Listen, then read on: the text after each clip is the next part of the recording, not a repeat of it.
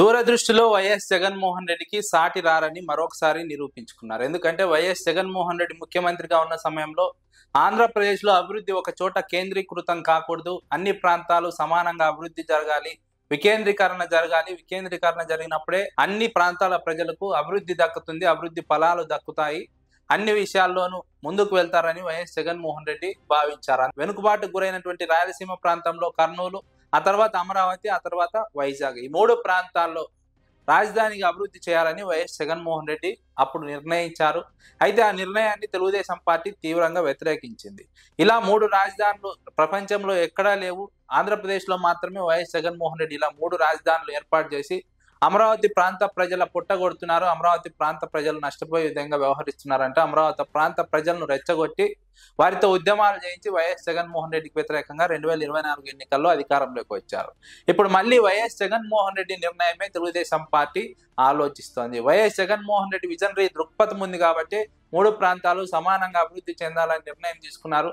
అందుకు తగ్గట్టుగానే ఇప్పుడు తెలుగుదేశం కూటమి ప్రభుత్వం కూడా మూడు ప్రాంతాల్లో అభివృద్ధి చేయాలని నిర్ణయం తీసుకున్నట్టు ఇప్పుడు తెలుగుదేశం కూటమి ప్రభుత్వం కూడా మూడు ప్రాంతాలు సమానంగా అభివృద్ధి చేయాలి, మూడు ప్రాంతాల ప్రజలకు అభివృద్ధి ఫలాలు అందాలని లక్ష్యంతో మూడు ప్రాంతాల్లో మెగా సిటీలు ఏర్పాటు చేయాలని నిర్ణయం తీసుకున్నట్టు రాజకీయ వర్గాల్లో చర్చ సాగుతోంది.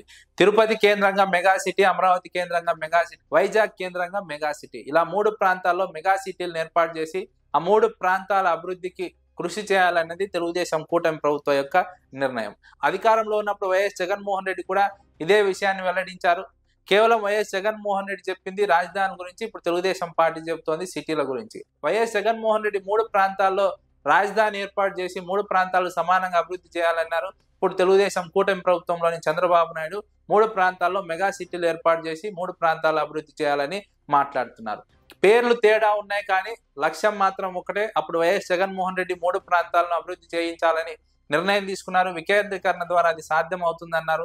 ఇప్పుడు తెలుగుదేశం కూటమి ప్రభుత్వం వికేంద్రీకరణ అన్న మాట మాట్లాడకుండా మూడు ప్రాంతాల్లో మెగా సిటీల ఏర్పాటు అంటూ మాట్లాడుతోంది. మెగా సిటీలు మూడు ప్రాంతాల్లో ఏర్పాటు చేయడం అంటే వికేంద్రీకరణే.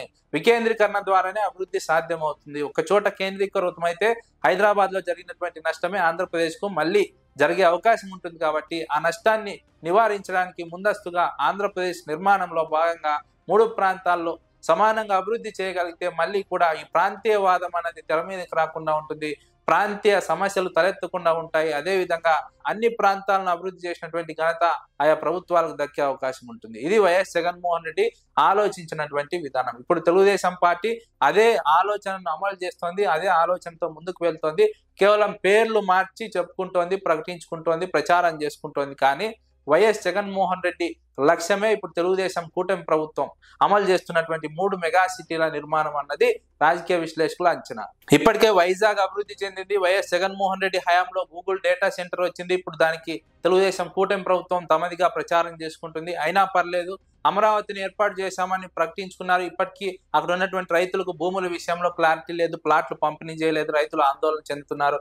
వైఎస్ జగన్మోహన్ రెడ్డి కూడా అమరావతికి వ్యతిరేకం కాదని చెప్పారు. అదే సందర్భంలో తిరుపతి ఇప్పటికే అభివృద్ధి చెందింది. తిరుపతిలో మెగా సిటీని ఏర్పాటు చేయాలని ప్రభుత్వం నిర్ణయం తీసుకుంది. మూడు ప్రాంతాల్లో అభివృద్ధి జరగడం వల్ల మూడు ప్రాంతాలకు సమానమైనటువంటి అభివృద్ధి ఫలాలు దక్కే అవకాశం ఉంటుంది.